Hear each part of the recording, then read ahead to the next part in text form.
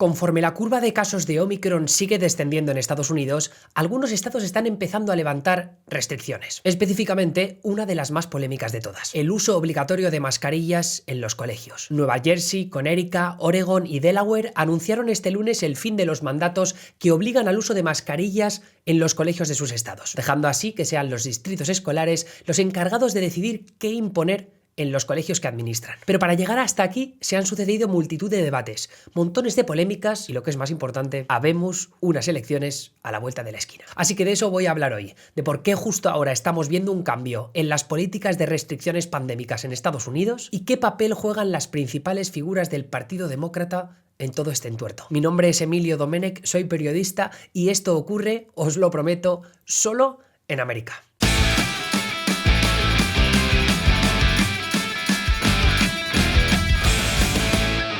Antes de empezar, quiero dejar claro que en este vídeo no pretendo llegar a ninguna conclusión definitiva de cuál es la mejor política sobre el uso de mascarillas en los colegios. Y no porque no tenga opiniones al respecto, que las tengo, sino porque lo que creo más relevante es explicar el contexto en el que se están produciendo todas estas decisiones. Ahí entran tres factores clave: el debate de salud pública, la acumulación de polémicas y la cercanía de unas elecciones legislativas. Para empezar a hablar sobre el debate de salud pública, cabe repasar primero cómo de extendido está el uso obligatorio de mascarillas en los colegios de Estados Unidos, así como diferenciar entre estados que obligan al uso de mascarilla en todas sus escuelas, tanto para profesores y empleados como para alumnos, y estados que ceden esa responsabilidad a los distritos escolares locales, esos que dependiendo del estado pueden administrar escuelas que en total solo suman unos pocos cientos de estudiantes o unos cuantos cientos de miles de ellos. Bueno, luego tienes estados en los que los gobernadores republicanos han intentado o incluso logrado bloquear cualquier intento de esos mismos distritos de obligar al uso de mascarillas. Sí, efectivamente, detestan tanto las restricciones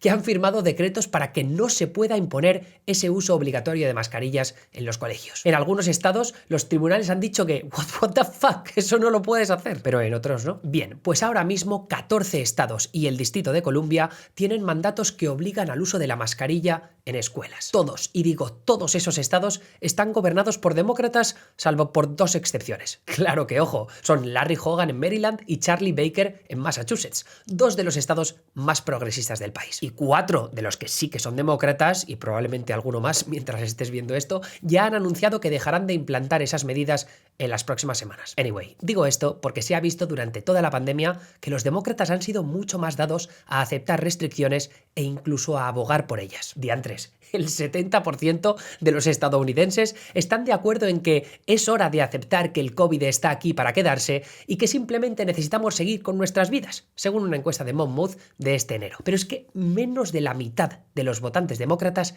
están de acuerdo con esa afirmación. Y de la misma forma, según esa misma encuesta de Monmouth, solo un 13% de los votantes demócratas está en contra de establecer nuevas pautas en el uso de mascarillas y el distanciamiento social en sus estados. Son estadísticas que ayudan a entender mejor por qué los gobiernos demócratas de esos estados todavía no han sufrido demasiada presión pública para quitar restricciones. Encuestas del último mes, hechas durante la ola Omicron, vieron que mayorías notables de la ciudadanía defendían el uso obligatorio de mascarillas en colegios. El 68%, según una encuesta de New York Times, y cerca del 50%, según otra de EdChoice. Pero el debate de salud pública ha cambiado de forma trascendental en los últimos meses y eso podría también tener implicaciones en la opinión de la ciudadanía. Al fin y al cabo, los votantes demócratas son más dados a confiar en los medios de comunicación generalistas, como bien apuntaba Gallup hace un par de años. Es decir, que por mucho que medios de derechas como Fox News o Breitbart lleven meses atacando el uso obligatorio de mascarillas en los coles, a muchos votantes demócratas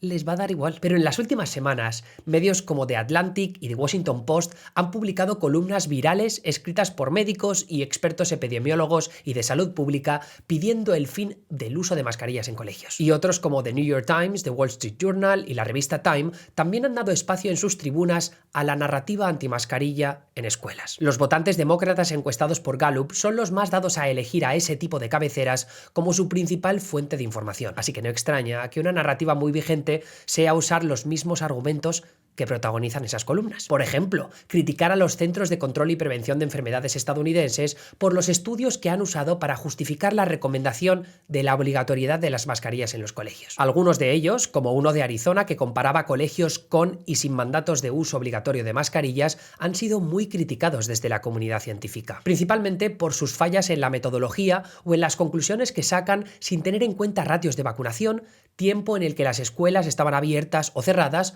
o nivel de testeo entre los estudiantes. O por ejemplo, otro argumento, mencionar que la Organización Mundial de la Salud, UNICEF y el Centro Europeo para el Control y Prevención de Enfermedades no recomiendan el uso obligatorio de mascarillas entre niños menores de 12 años. Bueno, en el caso de niños de entre 6 y 11 años, salvo excepciones concretas y siempre teniendo en cuenta el potencial impacto en su desarrollo psicológico y de aprendizaje. Que por cierto, lo del desarrollo y el aprendizaje es un tema todavía poco estudiado, pero que multitud de expertos y pediatras creen que podría tener un impacto muy duro en el largo plazo, especialmente para los niños más vulnerables, aquellos con dificultades auditivas o en el lenguaje, retrasos cognitivos, trastornos como el autismo o simplemente que vienen de familias en las que el inglés no es su primer idioma. Ni qué decir del impacto que puede tener la mascarilla en sus relaciones sociales o en la percepción de emociones, aunque en ese caso sí que hay estudios que restan importancia a lo que los niños son o no capaces de percibir con una mascarilla de por medio. Pero lo dicho, no pretendo llegar a ninguna conclusión, solo presentar los argumentos que están cambiando las narrativas generalistas. Lo que me lleva al segundo punto.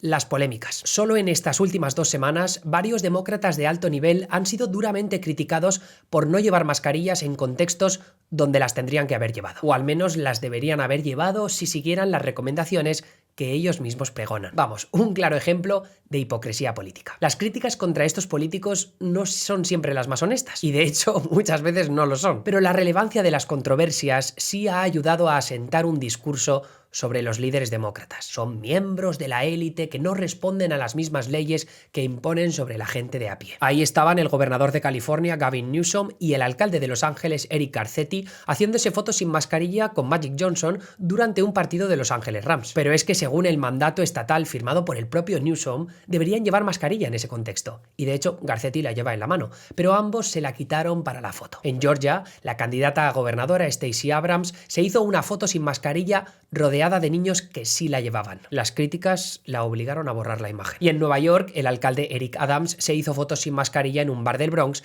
pese a que hace unos días se dobló en defender el uso de mascarilla obligatorio en escuelas. Bueno, que ese es otro melón. Muchos padres no entienden por qué los bares de Nueva York pueden estar hasta los topes sin uso de mascarilla ni distanciamiento social, mientras los niños son obligados a llevar mascarilla en el cole. Pero que ahí hay una diferencia clara. Solo el 30% de los niños de 5 a 11 años en Nueva York tienen la pauta de vacunación completa, mientras que en ese mismo estado no puedes entrar en bares y restaurantes sin estar vacunado. Y ahí te dirán que la gente vacunada también se está contagiando de Omicron. Lo sé, amigos, es un puto follón. Pero todas estas circunstancias acaban sumándose a la percepción que se crea sobre la necesidad de unas u otras políticas y a la opinión que la ciudadanía tiene sobre qué políticos implantan esas medidas y cómo se comportan en su día a día. Lo que me lleva al último factor importante en esta contienda: las elecciones. Estados Unidos tiene elecciones de medio mandato el próximo noviembre y la popularidad de Biden y de los demócratas está por los suelos. El hecho de que el país haya vuelto a recaer en crisis pandémicas con Delta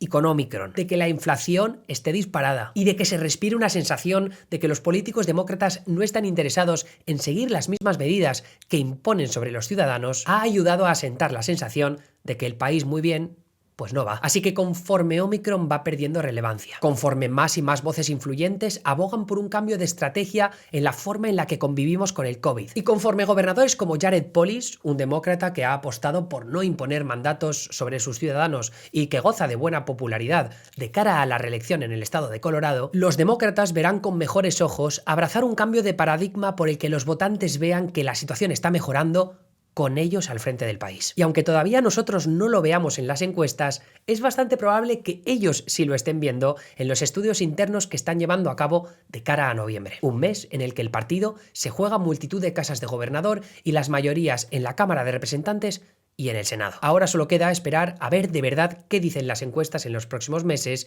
y si este cambio de rumbo les trae mejores noticias que en los últimos meses de contienda política, porque si no es así, están bastante condenados. Así que hasta aquí esta entrega de Solo en América. Mi nombre es Emilio Domenech, nos vemos la semana que viene aquí, en neutral.es. Hasta luego.